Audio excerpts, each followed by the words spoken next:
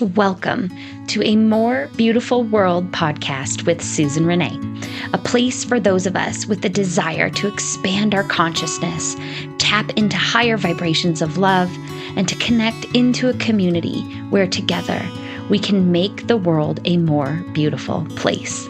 I'm so eager to share with you what I've learned on my journey in discovering how we're all connected and how what we do for one, we do for us all.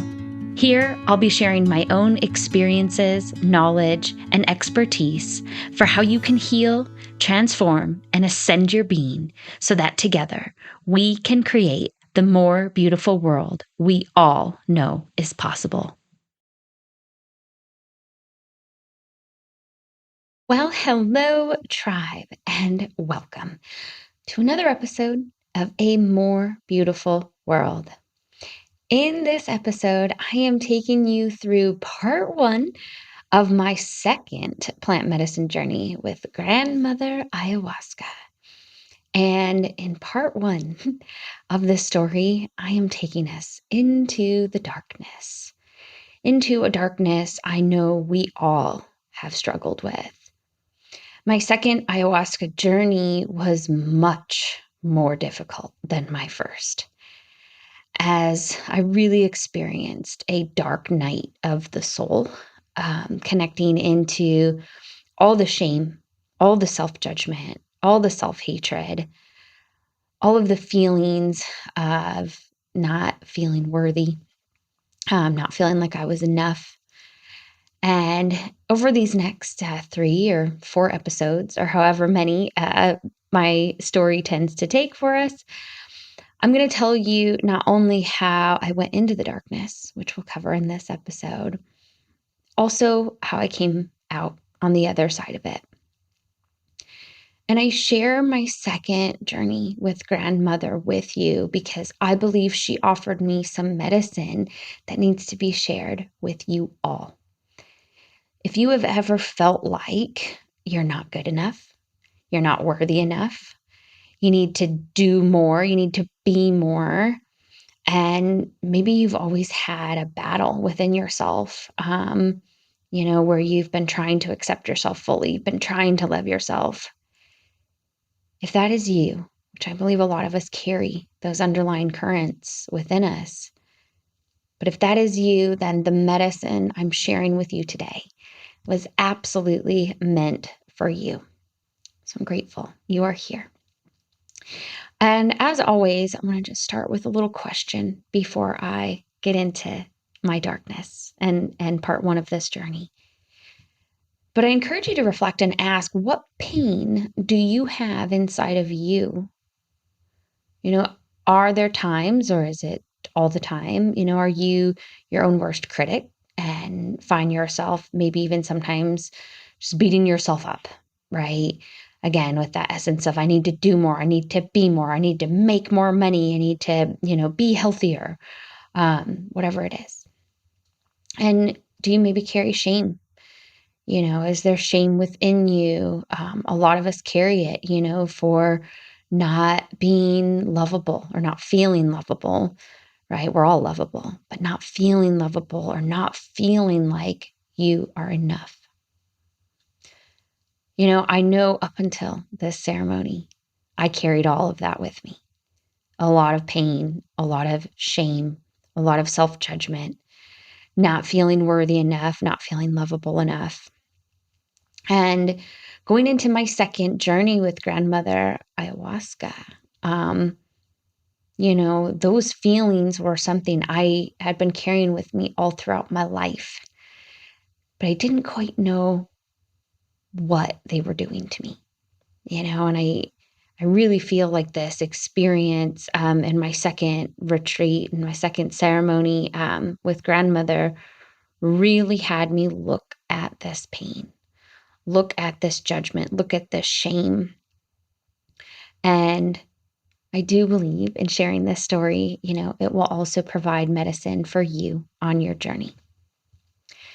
So before I dive into the actual ceremony experience, I want to give you some context to where I was at in my life, going into ceremony, because Honestly, so my second ceremony was in July of 2021. And at that time, I was going through a lot of things that I really wasn't openly sharing with others. I wasn't sharing about it on social media. I wasn't really sharing it with even some of my friends, some of my closest dear friends and family. My soul sisters knew what I was going through, but not a lot of people did. It wasn't something I was publicly talking about because of the shame, and because of the self-hatred and not wanting those parts of me to be seen. But I'm sharing it with you now, so all of you will know.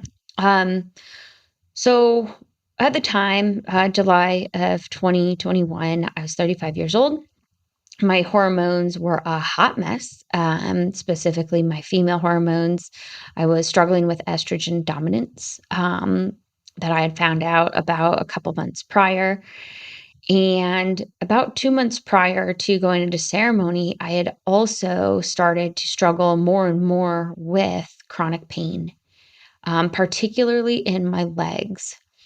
And if y'all know me, I love to move. I love to move my body. I love to be active, and chronic pain really knocked my ass down. Okay.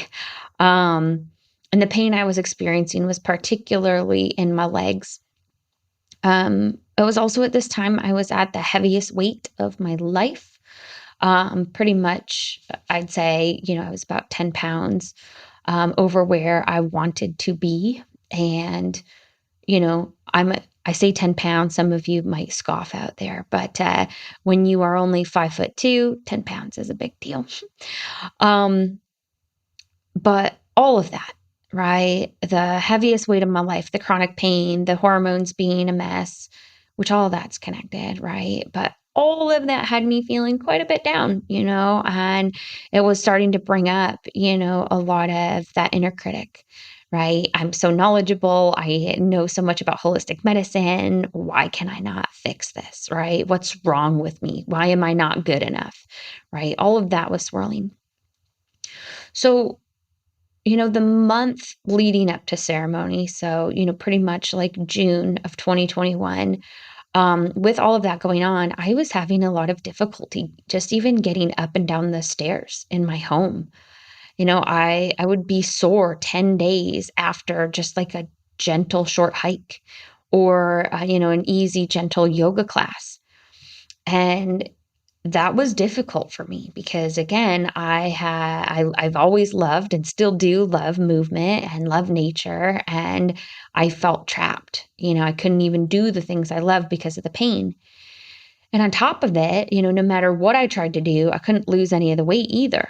Couldn't move my body a lot. So of course I was going at it, with dietary changes and taking a gazillion supplements to really try to get the estrogen dominance to calm down, to try to lose weight. And let me tell you, none of it was working. And I was actually really perplexed. I was perplexed. I was losing hope, and it was all weighing on me very heavily and bringing up a lot of that inner critic, right? Of again, not being good enough, not being worthy enough, not being smart enough to figure it out, all of those kind of vibes. So at the same time, the partner that I was dating, he was overseas.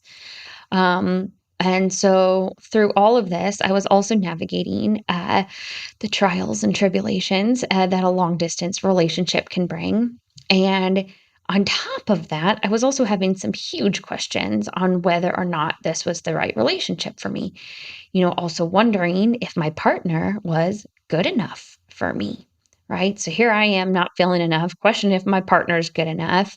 But prior to the ceremony, he actually was coming back into town for a 16-day visit because he got leave from his assignment overseas. And after that 16 days, I was pretty sure that I was going to have to end the relationship after that visit. Again, in this vein and in this essence of, he's not good enough, right? And also, again, there I was not feeling good enough and reflecting that out into my relationship.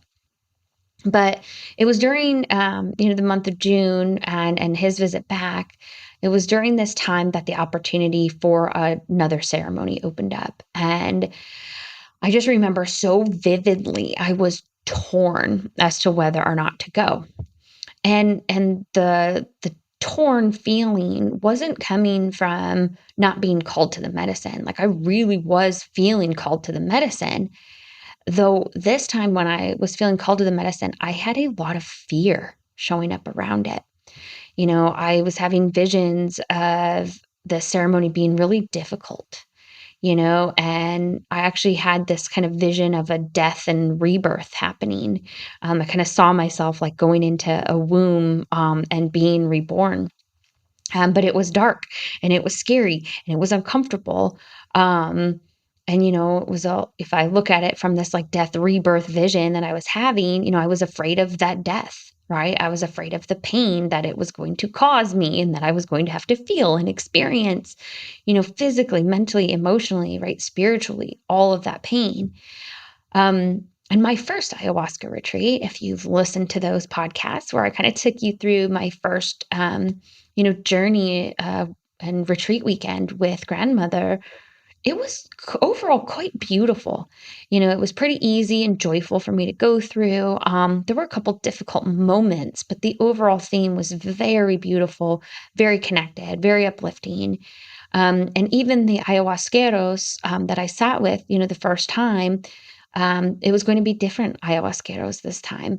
And it was more of a divine feminine, quieter, more internal, journey for my second ceremony versus the first one, which was a little more bright and uplifting with more songs and, music and celebration. So I just knew, that this one was going to be different.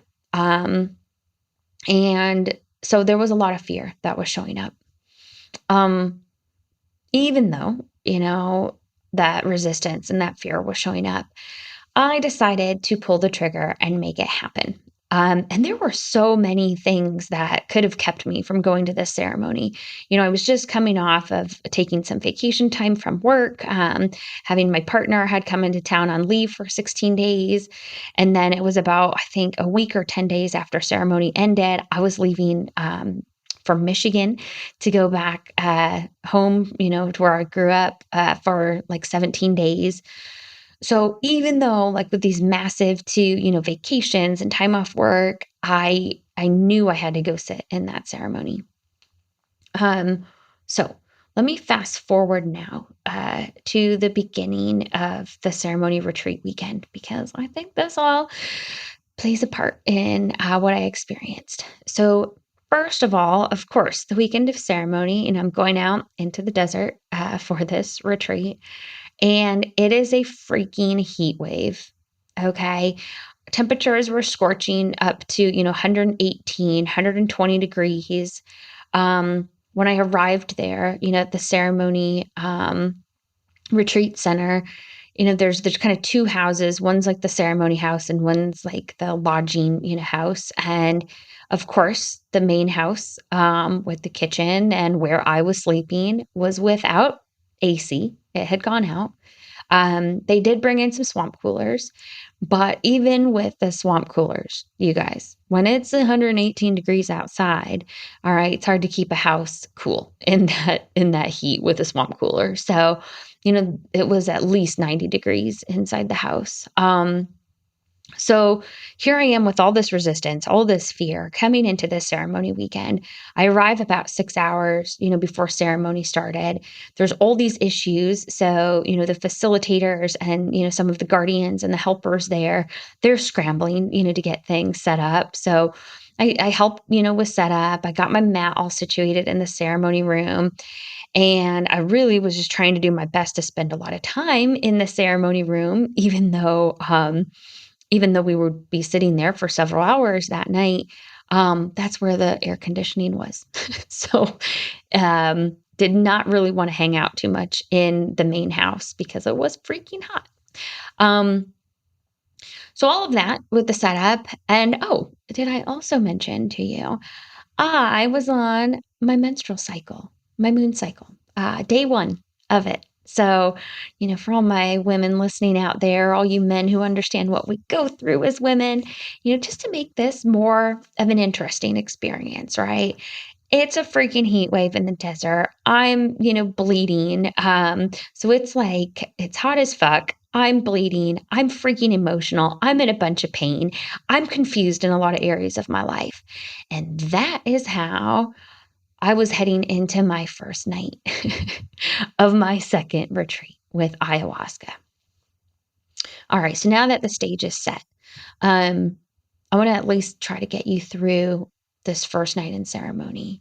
And ceremony begins, after sundown.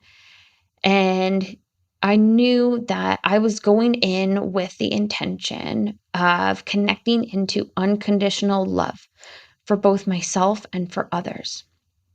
And I've got to tell you, with any plant medicine journey you're working with, and really in life in general, setting intentions is so powerful.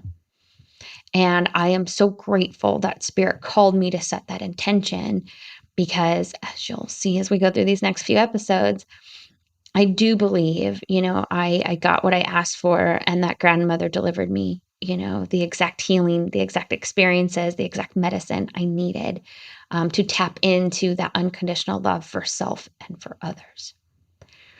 So now I would like to read to you from my journal that I captured the next morning. And of course, I'm going to take a few breaks and elaborate on some parts of the story, though sometimes I feel like reading what I wrote in the moment will better capture some of the medicine and the experience than me trying to retell it here. So I'm going to take you through ceremony based on my journal that I wrote the next morning and captured after ceremony. So another round of ayahuasca ceremony, and for me, this one was certainly way different than expected or anticipated. All the way up until and even through ceremony, I felt a lot of resistance to even coming, as if it maybe just wasn't the right time or if I was forcing the ceremony. And that ended up feeding into the theme of my evening. Because I was on day 1 of my moon cycle, I was incredibly exhausted already. With the hormone imbalances and the chronic pain and the fatigue that had been about in my body, it was extra difficult to get through this ceremony. Well, as ceremony began, I decided to start with only about a 1/3 cup of medicine on my first pour. It started off with quite a few visualizations. I saw things like different colored poker chips shuffling around, and then they were shifting and blooming into flowers.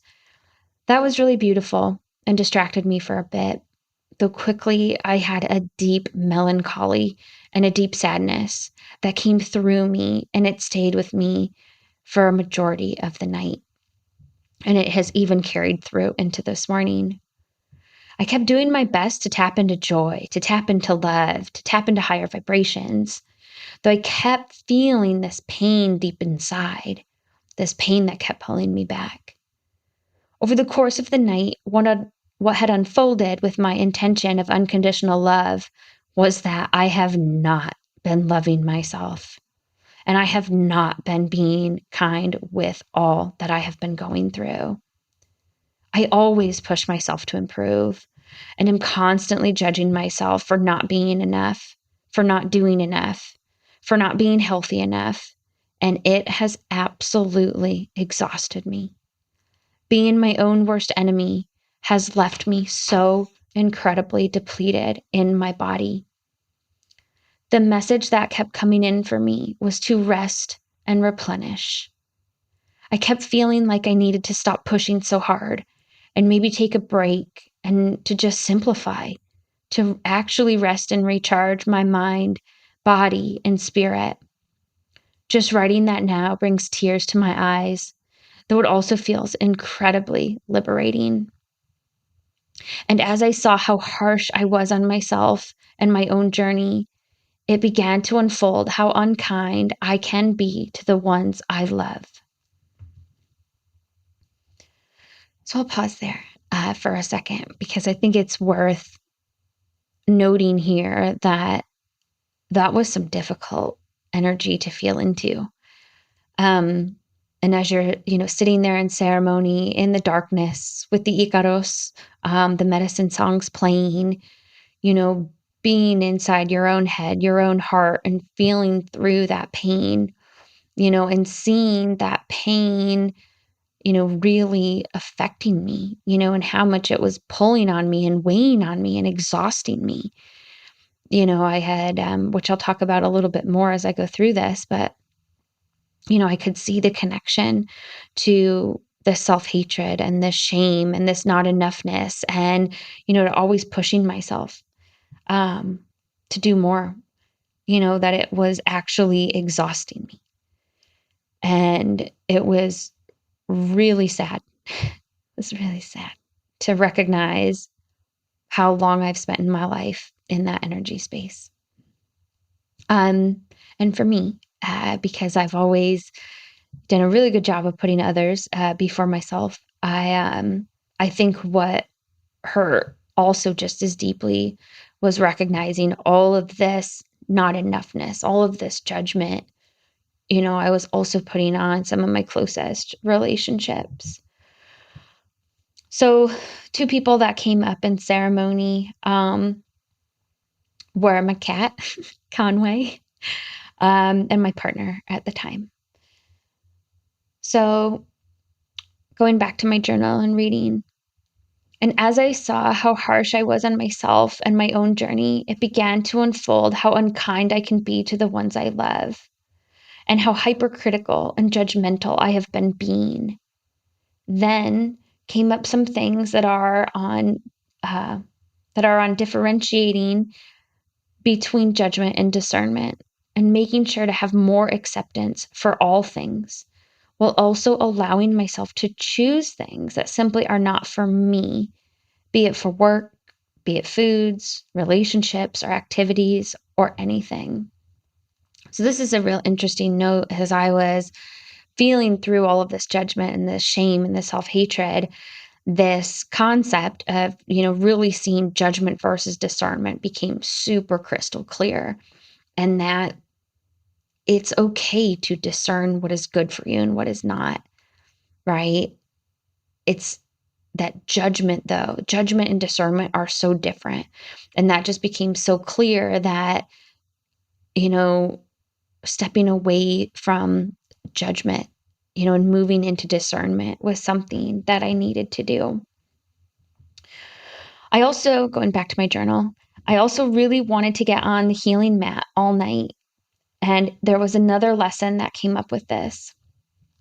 So, one of the beautiful things of this ceremony is there were some really gifted shamans and healers in the space with us. And they were offering this healing mat out in the center of the room, where if you felt called to go and receive some additional healings, hands on and, energy medicine, right? And to help move, the ayahuasca medicine through you. I was really called to go sit on this healing mat. And because it was just such a powerful gift and opportunity, in this medicine. Um, but as I really wanted to do that, there was another lesson that came up for me. So I'll share that here. So from my journal, I was being very patient while waiting my turn for the healing mat, and I remembered from my coaching about the brown banana.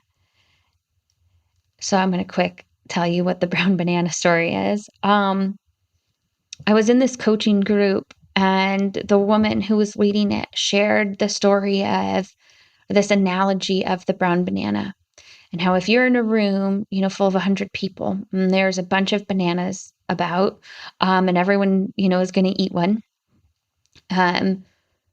When you don't love yourself and you don't value yourself and you don't think you're enough, you sacrifice yourself for others very easily.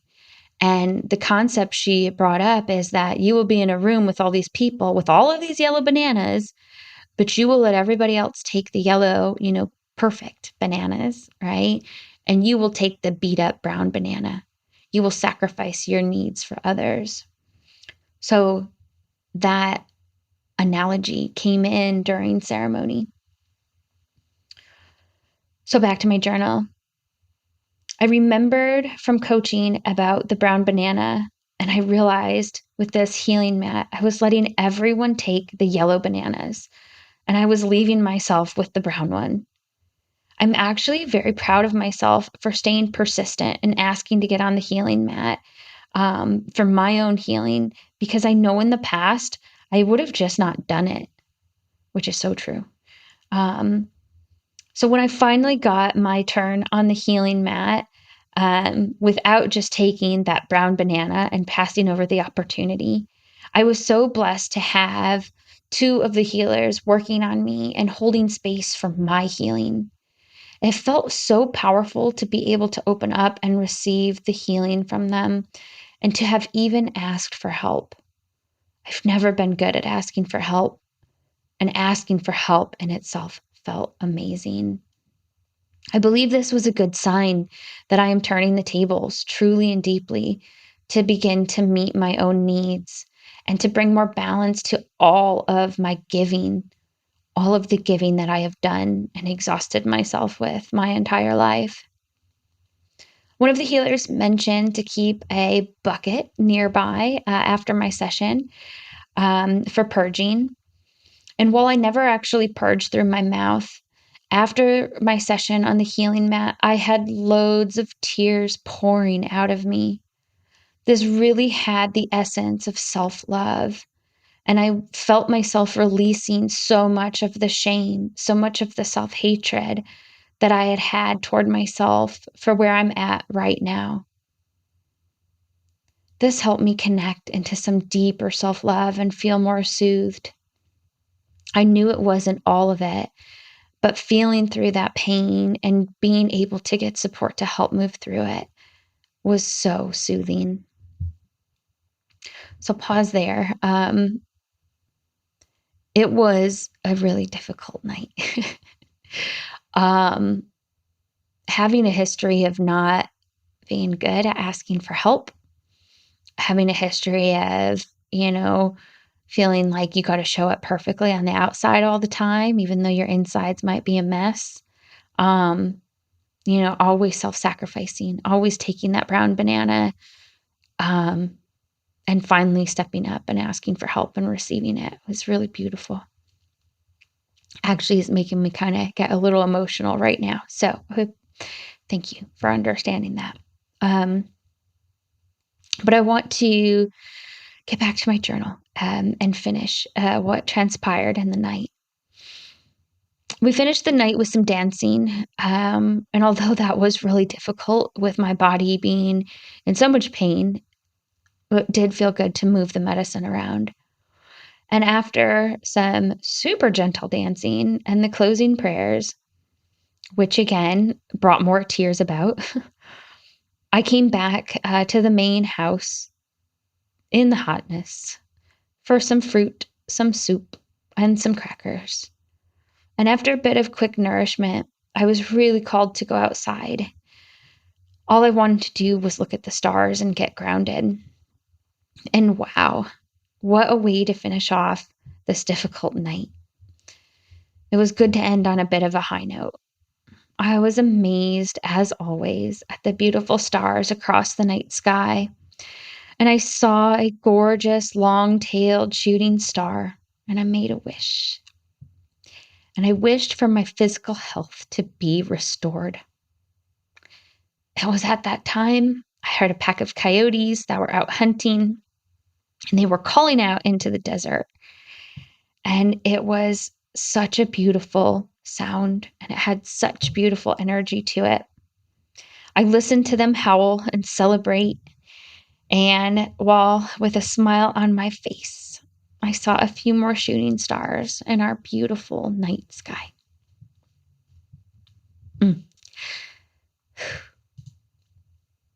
It was an emotional journey. So thanks for understanding. I've got a bit of tears in my eyes right now.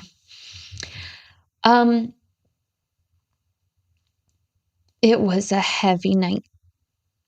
I honestly, and just reading that journal entry doesn't even capture, all of the feelings. When you really feel into the pain and into the darkness, and And I remember ending that night just so freaking grateful to be able to enjoy, seeing a shooting star and hearing the coyotes, because there was a lot of pain that came up. But I think for just the timing of this podcast, I want to end that part of the story here. And just to kind of reiterate, it was the most difficult night I had ever gone through in a plant medicine ceremony.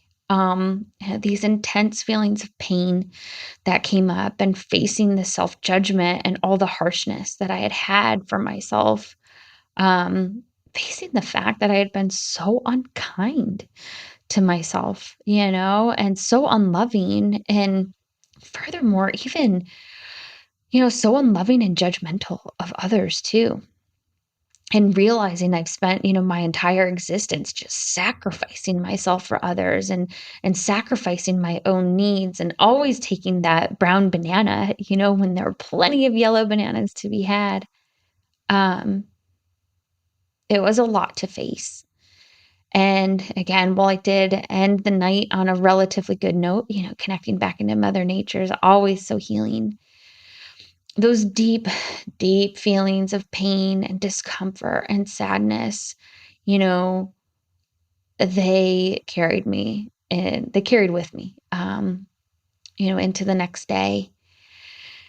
And I was feeling really raw, really vulnerable, really wide open, with all of that pain. And so I will have more in my next episode on what day 2 looked like, both that morning and before ceremony and in sharing circle. But I'll also take you through night 2 ceremony, because holy shit, night 2 got fucking crazy. Okay. Crazy good, I'd say overall, but holy shit, in the moment, night 2 was a night I will always remember. Well, actually, both of the nights, the whole ceremony experience, I'll always remember it. But whew, this is some medicine. And, again, I'm going to take you through what I've learned. And ultimately, the next episode, I'm going to kind of tell you about, you've really got to feel it to heal it.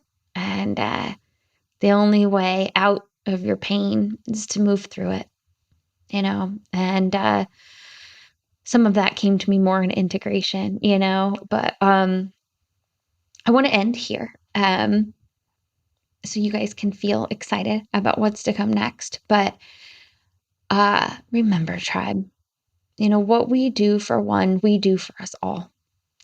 And this work takes courage, whether you're sitting for plant medicine journeys, or you're, just working on prayer and meditation, right? Wherever you're at in your journey, it takes courage to work on yourself. It takes courage to expand your self-awareness. And I'm so grateful for, the fact that Spirit has blessed me with the courage to navigate, my own journey, to help all of you, on your healing and your transformation and your spiritual awakening journeys. And I trust that you can take your own lessons, from this story. Take what you need from my medicine, and allow it to expand your awareness on where maybe you're holding on to pain right now. Maybe allow this to help shed light on areas where you've been unkind, and unloving toward yourself or to others. And it is my hope that it is with this awareness, it will be the first step to help you move through your own pain, and to shed light on some of your own darkness that's in there. We are living in crucial times, and the world is transitioning. She is raising her frequency right now. And I do believe we all need to learn how to better love ourselves, and better love each other, which is why I'm here sharing my medicine. And that is how we're going to make this ultimately a more beautiful world. Okay, that's all for today. Mwah! Until next time, much love to you all, tribe.